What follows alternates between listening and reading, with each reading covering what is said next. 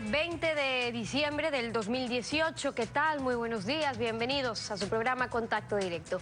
Empecemos revisando quiénes son hoy nuestros invitados y nos acompañan. Richard Martínez, ministro de Economía y Finanzas. Las medidas económicas que sinceran cifras cuestionadas de la Proforma 2019, la reducción de subsidios y de masa salarial en el sector público, el deber constitucional de la Asamblea para verificar la ejecución del presupuesto y el cumplimiento de la meta de conducir la economía hacia la estabilidad fiscal. Además nos acompañará Ana Galarza, la asambleísta de Creo por Tungurahua. Vamos a hablar sobre las pensiones vitalicias para expresidentes, exvicepresidentes y las razones para dejar de percibirlas. Varios proyectos de reforma a la Ley Orgánica del Servicio Público cuando en un año la República ha tenido a 3 vicepresidentes. Y también estará César Ricaurte, exdirector de Fundamedios. Aprobado en el Pleno el proyecto de ley que reforma la Ley de Comunicación. Se restablece plenamente el derecho a la libertad de expresión, se deja pendiente prácticas monopólicas que distorsionan el pluralismo en la libertad de expresión.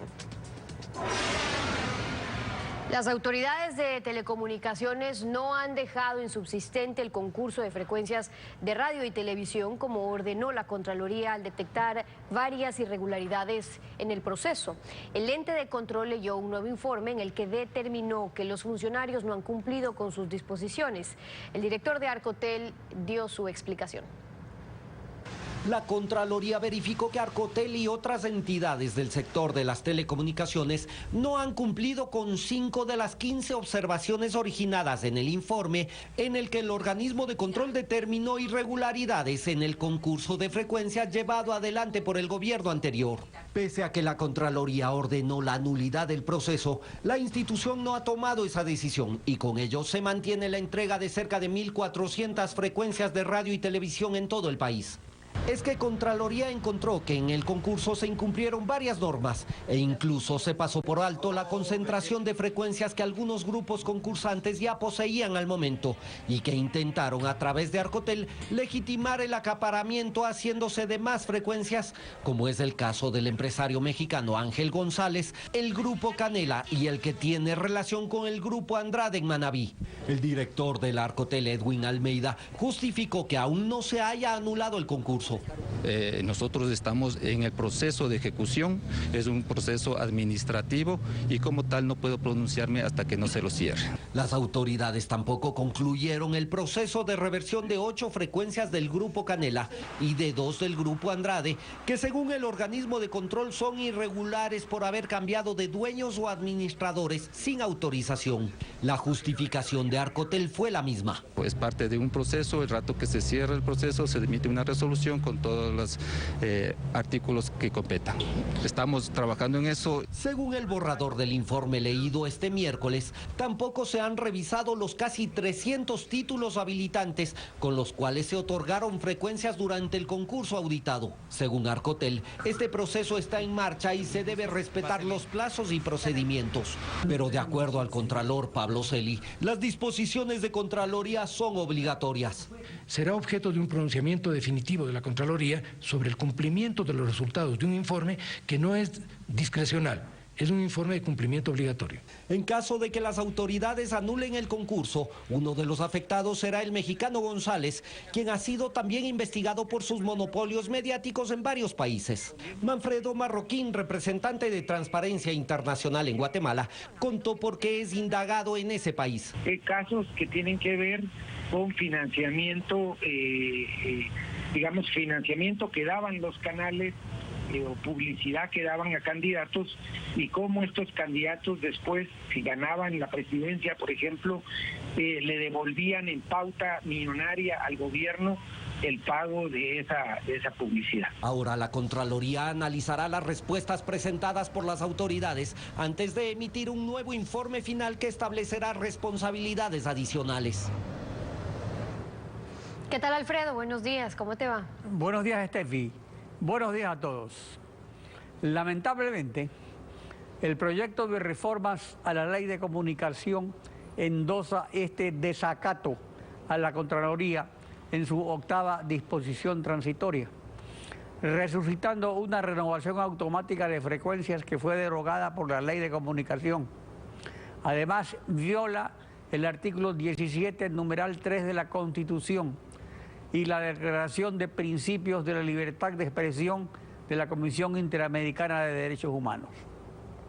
Se impone la objeción del presidente de la República a este desacato incluido en el proyecto de ley, que favorece a un empresario extranjero con decenas de radios en el país y 2 cadenas nacionales de televisión, lo cual está expresamente prohibido por la misma ley. Recordemos que el jefe de la función ejecutiva también es el jefe de Arcotel, como entidad integrante de dicha función del Estado. La actualidad, los protagonistas, el análisis y la información en Contacto Directo.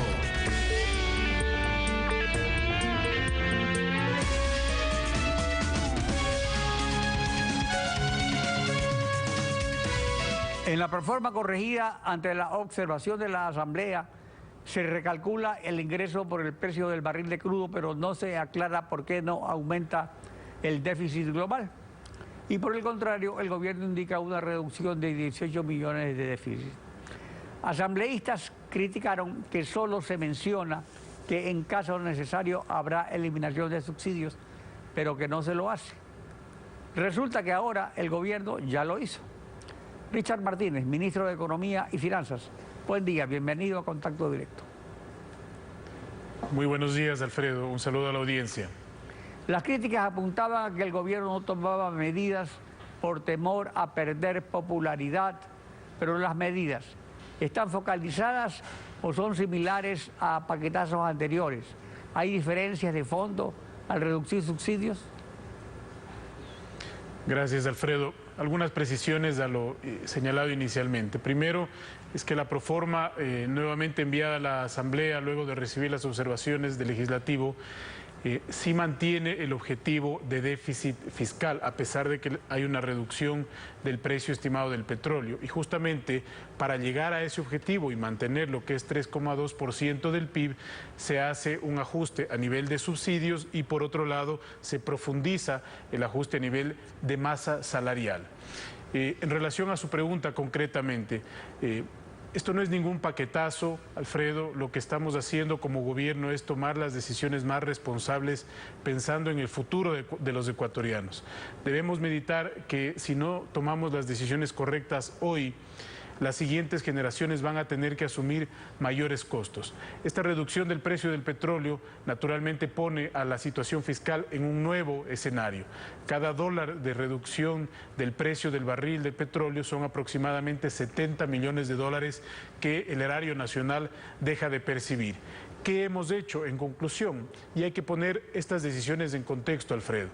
Un contexto en el que estamos transitando de un modelo de desarrollo donde la única alternativa era incrementar el gasto y como no había recursos para financiar ese gasto, entonces se incrementaba la deuda de manera voraz y se comprometían los recursos futuros de los ecuatorianos.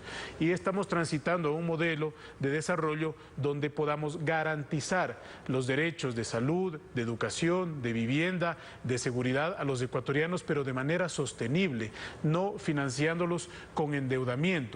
Este proceso de transición de un modelo de desarrollo del socialismo del siglo XXI, como el que he descrito, a un modelo mucho más sostenible, es una transición que va a implicar ir reduciendo los déficits de manera gradual. Y en este caso, las medidas concretas que se han anunciado tienden hacia ello. Primero, hay un ajuste al precio de la gasolina extra, una reducción del subsidio para la gasolina que usan el 30% de los ecuatorianos. No olvidemos que el 70% adicional se movilizan en transporte público. Esas personas no van a estar afectadas porque el diésel de transporte público no se topa. Tampoco se topa el gas de uso doméstico que las familias ecuatorianas utilizan en su día a día. Y por el otro lado, también tenemos en el caso de subsidios la liberalización de la importación de subsidio industrial, de tal manera que puede existir más competencia, que el mercado regule los precios y que el precio no esté atado al subsidio, sino que se deslinde del mismo y podamos hacer compensaciones directas a sectores que lo necesitan porque generan altas fuentes de empleo o porque generan divisas al país. Esa es la primera decisión. La diferencia deriva entonces en la focalización que no afecta ni al costo de las mercaderías ni al transporte de personas. ¿Qué subsidios a los combustibles permanecen intocados entonces? Efectivamente, Alfredo, en la parte de subsidio a la gasolina extra no se va a afectar al transporte urbano y tampoco se va a afectar al transporte de mercancías, particularmente entendiendo que este transporte, camionetas, por ejemplo, que utilizan extra en el área rural, podría tener una incidencia en la formación de precios y eso es algo que el gobierno nacional no o quiere evitar. Y luego estaba mencionando el tema de la liberalización del subsidio en el diésel industrial. ¿Para qué? Para darle mayor transparencia al mercado, para evitar que se fomenten los mercados ilícitos también y para evitar el contrabando que afecta y que es altamente nocivo para la sociedad en general. Luego, en el caso de la masa salarial, también importante mencionar, Alfredo, que pero se antes profundiza de pasar a la masa decisión. salarial, respecto a la visita a China, tenemos que el nuevo crédito de 1.000 millones parece insignificante frente a la deuda existente, cuyos vencimientos se vienen con un gran peso para el próximo gobierno. ¿Se van a renegociar esos vencimientos? ¿Se planteará el problema denunciado por este gobierno de créditos atados a contratos con empresas chinas en proyectos inconclusos y con sobreprecio? Muy válida su pregunta, Alfredo, porque creo que tenemos allí buenas noticias para el país en el manejo responsable del financiamiento público. El país va a necesitar en los próximos años seguir obteniendo financiamiento en la medida en que vaya reduciendo gradualmente su déficit. Hacerlo de un momento a otro sería imposible, serían medidas demasiado traumáticas y nosotros hemos señalado que siempre vamos a precautelar la sostenibilidad social de las medidas que tomemos y sobre todo que puedan garantizar que los más pobres no se vean afectados. Varias cosas en el financiamiento con China. Ya hicimos un prepago de del tramo 2 que le ahorró al Estado más de 9 millones de dólares en intereses. ¿Por qué? Porque teníamos que cancelar hasta mediados del próximo año cerca de 270 millones de dólares. Había un encaje de 200 millones de dólares que lo cruzamos con ese valor y anticipamos el pago de ese monto. Entonces, le disminuimos a la caja fiscal y a las reservas internacionales presión, pero nos ahorramos 9 millones de dólares. Con esa operación quedó liberado el crudo para reprogramar los embarques. Entonces se reduce el nivel de crudo que se envía por embarque y se espacian los embarques, con lo cual queda más crudo liberado para la venta spot. Esto también es positivo, es una renegociación exitosa que ha hecho Petroecuador con las contrapartes chinas. Y fruto de esa gestión, logramos generar un nivel de financiamiento de 900 millones de dólares que no compromete, Alfredo, esto es muy importante que la ciudadanía lo comprenda, no compromete un solo barril de crudo adicional. Todas las operaciones anteriores que se hicieron en el gobierno pasado comprometían cada operación más y más y más crudo. Esta operación es sin comprometer un barril de crudo adicional. En consecuencia, o sea que se están tenemos 900 millones. Finalmente, los tres rubros más importantes del presupuesto con un crecimiento desproporcionado en los últimos años y financiados con impuestos, o sea, subsidios, servicio de la deuda y masa salarial del sector público. ¿En qué magnitud, en qué proporción del Producto Interno Bruto y del presupuesto? Mire, el presupuesto en este momento, yo creo que más allá del tamaño debemos fijarnos en los objetivos de déficit que están trazados tanto en el plan de prosperidad como en las reglas macrofiscales que se han establecido.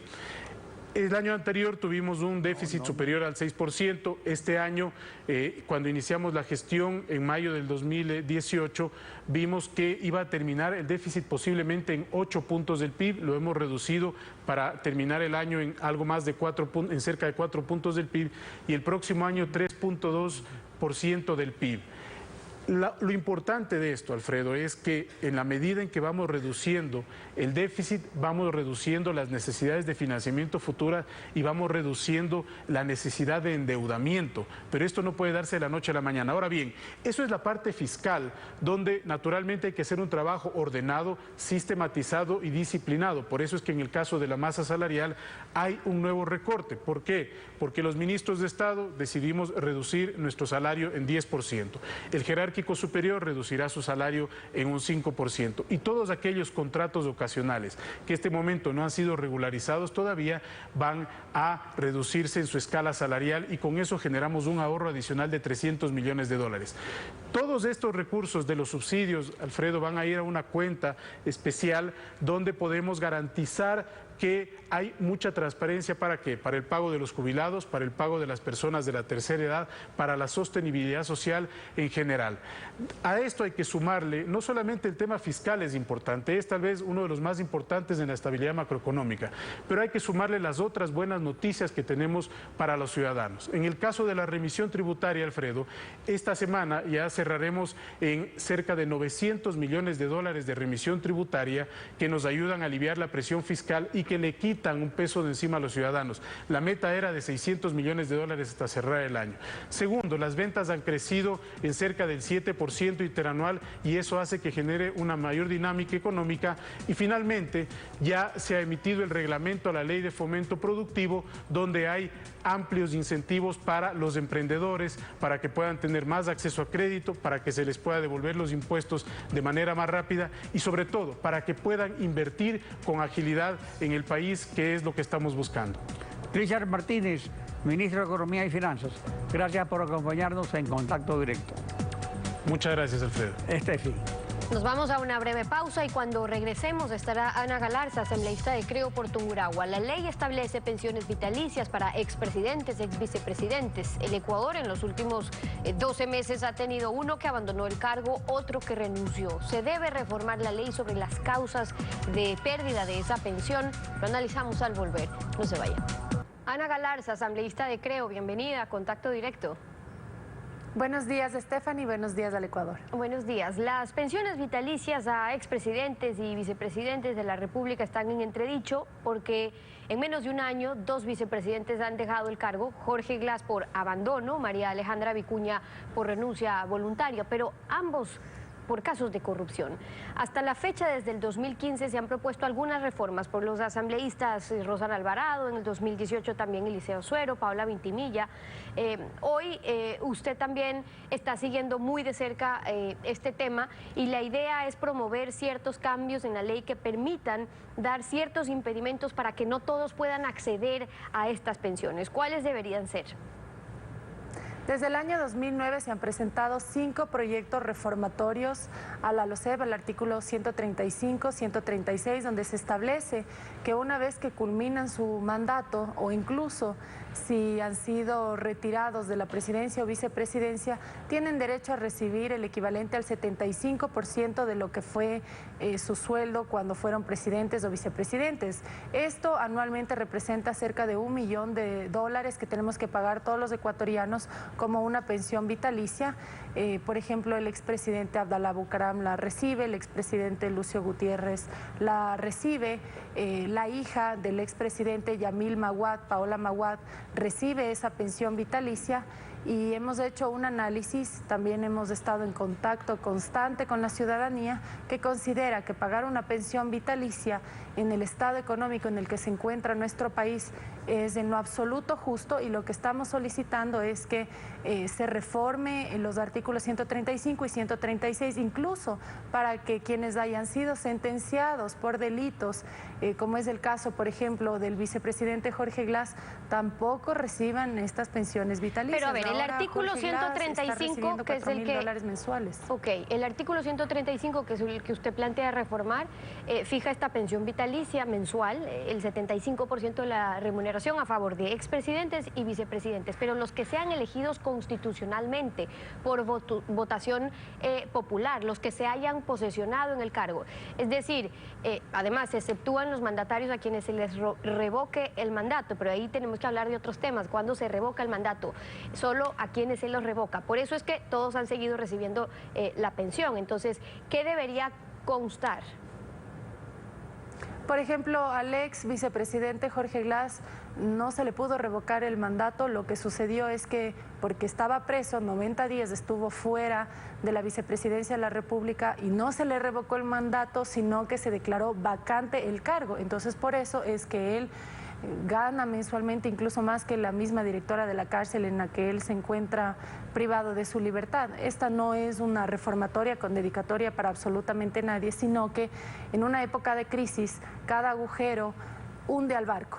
Y sí es necesario que se ahorren estos rubros. Son personas que tranquilamente pueden trabajar como cualquier alto mando, y lo que estamos solicitando es que quienes hayan sido sentenciados no tengan derecho a pensión vitalicia, e incluso se está analizando la derogatoria total para que ninguno reciba pensión vitalicia. A la ciudadanía no le parece justo que el ciudadano honesto trabaje más de 25 años, que aporte mensualmente y que si es que ha aportado lo máximo recibirá cerca de $2,000. Claro, pero digamos que ahí hay una diferenciación, además histórica, y también en procedimiento en política internacional, sobre los encargos que se le da a un presidente y a un vicepresidente de la República. Es decir, eliminar las pensiones vitalicias para estos cargos sería prácticamente de los pocos países en los cuales no se reconocería aquella modalidad de pensión por asumir esos cargos. Lo mismo que podría ocurrir si es que se puede inducir a que en el momento en que abandonan el cargo ya no pueden seguir recibiendo. ¿Por qué?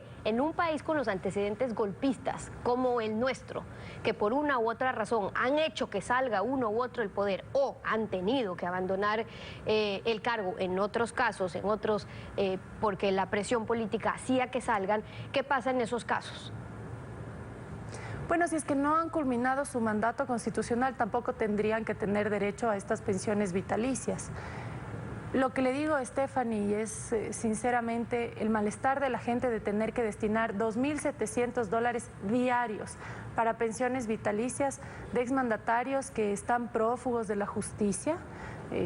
Que en el caso de, por ejemplo, el ex vicepresidente Yamil Mawad recibe su hija porque él se encuentra prófugo de la justicia, y otros casos también de otros exmandatarios que no culminaron sus mandatos, pues porque no gobernaron como la gente sentía que tenían que gobernar, y no es posible que ellos reciban miles de dólares mensuales, $2,700 diarios les pagamos los ecuatorianos por una, entre comillas, beca, para mandatarios que incluso ni siquiera han culminado su periodo. Claro, pero ahora sí como es que presidentes o vicepresidentes. México ya retiró las pensiones vitalicias. Ahora, si es que piden que se incluya, por ejemplo, el que exista una sentencia ejecutoriada, volvamos a los antecedentes. Acá no tenemos varios casos de sentencias ejecutoriadas, es decir, hay acusaciones de corrupción, pero los salvan antes, es decir, antes de acusarlos ya les permiten hasta comprar el ticket de avión para que se vayan a vivir afuera. Entonces, sin sentencia ejecutoriada, en este caso podrían seguir recibiendo las pensiones. De hecho, el mismo ex vicepresidente Glass no tiene una sentencia ejecutoriada. Y ese es el punto que tenemos que tratar, Stephanie.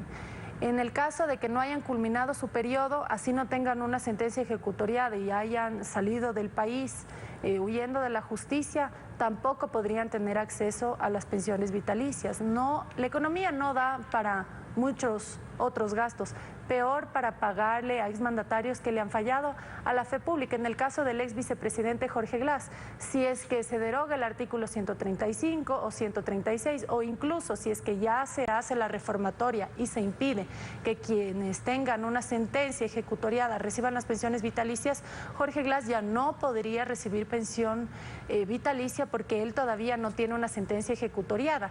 Y para el momento en que sea aprobada este proyecto reformatorio a la LOCEP, entonces él sí entraría en esta reforma y ya no tendría acceso a los más de $4,000 mensuales que recibe mes a mes de todos los ecuatorianos. Es parte del análisis que está teniendo la Asamblea ahora a propósito de este tema, hoy con la asambleísta Ana Galarza, por Creo, acompañándonos en Contacto Directo. Gracias por haber estado con nosotros. Gracias, Stephanie. Un abrazo. Igual, 7:30. Vamos a una pausa y al regresar estará César Ricaurte, el exdirector de Fundamedios. Vamos a hablar sobre las reformas a la ley de comunicación. ¿Violan la prohibición constitucional sobre prácticas monopólicas de los medios? Volvemos en minutos, no se va. Por fin se aprobó en la Asamblea el proyecto de reforma a la ley de comunicación. hay apreciables avances sobre la recuperación del derecho a la libertad de expresión, pero permisividad para la prohibición de prácticas monopólicas en los medios de comunicación. César Ricaurte, exdirector de Fundamedios. Buen día, bienvenido a Contacto Directo. Buenos días, Alfredo. Bueno, tengo que aclarar que sigo siendo director de Fundamedios. Juan Carlos Calderón fue elegido presidente, pero yo sigo siendo director ejecutivo de Fundamedios. En lo fundamental, con la exclusión de las sanciones administrativas a los medios que institucionalizaban la censura previa de la función ejecutiva, ¿se asegura la libertad de expresión o quedan cabos sueltos en el proyecto de ley? Alfredo y ciudadanos del país, hay avances sustanciales con la aprobación de las reformas a la LOC. O sea, realmente el gran avance es el desmontaje del sistema de sanciones, del sistema, el régimen punitivo que pesaba sobre los periodistas y los medios de comunicación del país. Eso realmente es un gran avance. Ahora, como usted bien señala, Alfredo, hay puntos pendientes, hay temas en los cuales no hubo consenso, y hay que reconocerlo, no hubo consenso entre las fuerzas sociales y políticas del país para avanzar mucho más allá y que la ley cumpliera plenamente los estándares internacionales de libertad de expresión como nos había ofrecido el gobierno y como era el deseo de muchos sectores que empujamos estas reformas. El pluralismo consustancial a la libertad de expresión se pone en riesgo con la 8ª disposición transitoria que dispone de ratificar los títulos habilitantes otorgados en el último concurso nacional de frecuencias, pese a la resolución de Contraloría en contrario. A ver, en ese punto yo creo que el grave riesgo que corremos es que haya una visión arbitraria, una visión sesgada y poco técnica de las autoridades.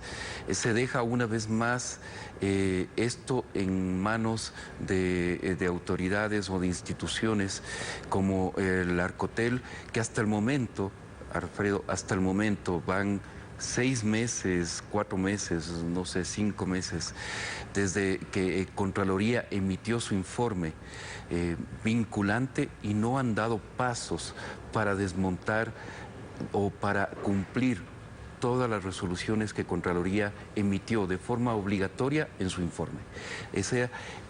Vuelve a dejar en manos de autoridades o de instituciones que no han actuado de forma técnica, no han actuado de forma correcta. Se vuelve a dejar en manos de ellos la concesión de frecuencias. Y además es un problema viejo porque sí, al comienzo de la Revolución Ciudadana, hace 10 años, también hubo un informe en el que se detectaban incluso responsabilidades penales. Y ahora mismo uno de los grupos favorecidos, su jefe, está de candidato a alcalde de Quito. Así es, en el informe de Contraloría actual es que se señalan indicios de responsabilidad penal en contra de varios actores, de varios supuestos concentradores de frecuencias. Y contra eso no han actuado, no han sabido qué hacer o no han querido estas instituciones públicas. Y ahora con esa disposición 8ª, con esa transitoria 8ª de la Ley de Comunicación, se vuelve a dejar en manos de ellos esta repartición de frecuencias, con lo cual realmente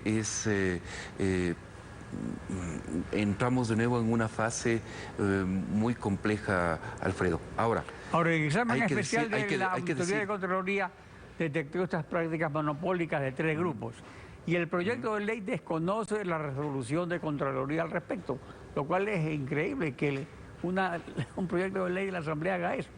El artículo 17, numeral 3 de la Constitución, además, ordena que el Estado no permitirá el oligopolio o monopolio directo ni indirecto de la propiedad de los medios de comunicación y del uso de las frecuencias de radio y televisión.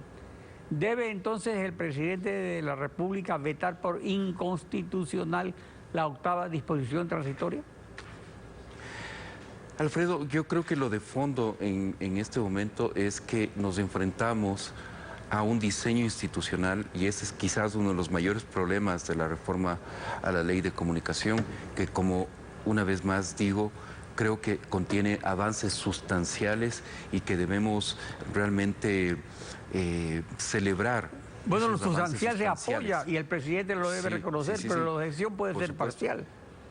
Así es, hay avances sustanciales en la reforma a la ley de comunicación, pero el problema mayor que nos enfrentamos en este momento es el diseño institucional. Y el presidente y los ecuatorianos debemos estar muy vigilantes de que tanto Arcotel como el Cordicom realmente respondan a las expectativas que tienen como instituciones que van a regular la comunicación en el país. O sea, esas instituciones tienen que responder. No puede ser, Alfredo, que Arcotel no dé respuestas al informe de Contraloría, ni Cordicom dé respuesta al informe de Contraloría 5 o 6 meses después de haber sido emitido. Y peor todavía, cuando uno de los 3 grupos en los que Contraloría constató irregularidades es de un ciudadano extranjero, Ángel González, sobre el que Manfredo Marroquín, director de Transparencia Internacional en Guatemala, ayer en Contacto Directo señaló lo siguiente sobre sus prácticas monopólicas en Guatemala. Él es el dueño del monopolio de la televisión en Guatemala, es decir, él controla los 4 canales de señal abierta que hay en el país desde hace más de 30 años, tiene cadenas de radio muy importantes, y el proceso no es contra él, porque él tenía de representante legal de todos los canales de televisión a su esposa. Entonces la esposa es la que tiene orden de captura internacional por este caso, y obviamente ya hay aviso a Interpol y están precisamente en la búsqueda de ella para que rinda cuenta sobre casos que tienen que ver con financiamiento, financiamiento que daban los canales o publicidad que daban a candidatos, y cómo estos candidatos después, si ganaban la presidencia, por ejemplo, le devolvían en pauta millonaria al gobierno el pago de esa publicidad. ¿Es correcto entonces que el proyecto de ley se desentienda de ese problema y lo endose la disposición transitoria? El problema, Alfredo, es que durante el correísmo se actuó de forma absolutamente arbitraria.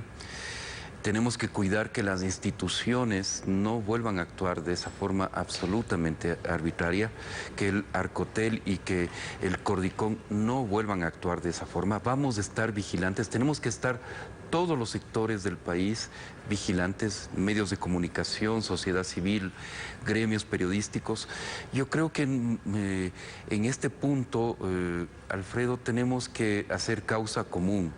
No es posible que haya sectores sociales que simplemente piensen que hay que echar abajo las reformas a la ley de comunicación porque no les dieron una frecuencia de más o una frecuencia de menos.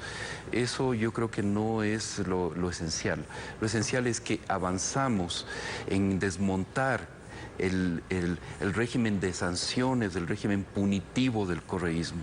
Eso es lo esencial en este momento. Luego tenemos que estar vigilantes de todos estos procesos. Hubiera pasado exactamente igual si es que en este momento el Arcotel o Cordicom, Arcotel en realidad, convocara a un nuevo concurso de frecuencias.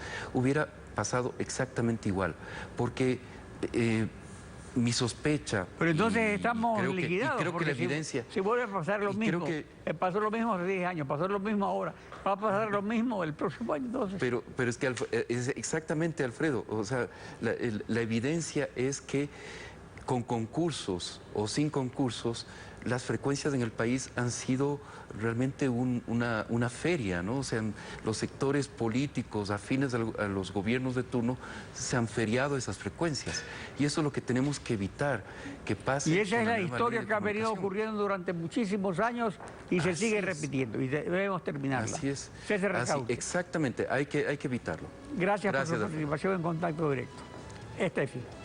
Así concluimos esta emisión en Contacto Directo. Alfredo y nosotros nos despedimos también deseándole a nuestra querida audiencia que tengan una feliz Navidad de parte de todo el equipo de quienes hacemos Contacto Directo.